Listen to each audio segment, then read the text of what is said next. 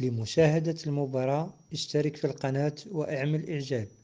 لمشاهدة المباراة اشترك في القناة واعمل لايك. لمشاهدة المباراة اشترك في القناة واعمل إعجاب. لمشاهدة المباراة اشترك في القناة واعمل لايك.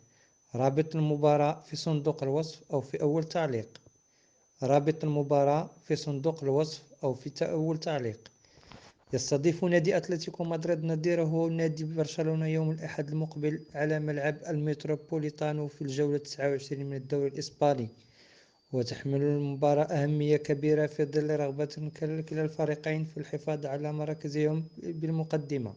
وبالنسبة لبرشلونة، لم المطاردة لريال مدريد على صدارة الليغا رغم صعوبة الأمر واقعيا، ويحتل نادي برشلونة المركز الثالث في جدول الترتيب برصيد 61 نقطة بفارق نقطة خلف جيرونا، وبفارق 8 نقاط خلف ريال مدريد المتصدر، بينما يوجد أتلتيكو مدريد في المركز الرابع برصيد 55 نقطة بفارق 6 نقاط خلف البارسا، وفي فارق نقطتين أمام أتلتيكو بيلباو صاحب المركز الخامس.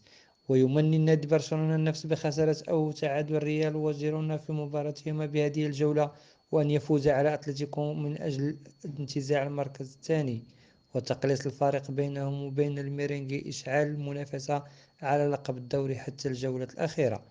وفي المقابل يرغب أتلتيكو مدريد هو الآخر بالفوز باللقاء من أجل الحفاظ على المركز الرابع المؤهل للعب في دوري أبطال والاقتراب أكثر من المركز الثالث، خاصة وأن نادي بيلباو ينتظر أي تعثر من أتلتيكو للانقضاض على المركز الرابع. ويكون موعد المباراة أتلتيكو مدريد وبرشلونة في الدوري الإسباني هو يوم الأحد 17 مارس 2024 على ملعب الميتروبوليتانو، وتنطلق المباراة في تمام 11 مساء بتوقيت مكة المكرمة وعلى الساعة 8 بتوقيت غرينتش.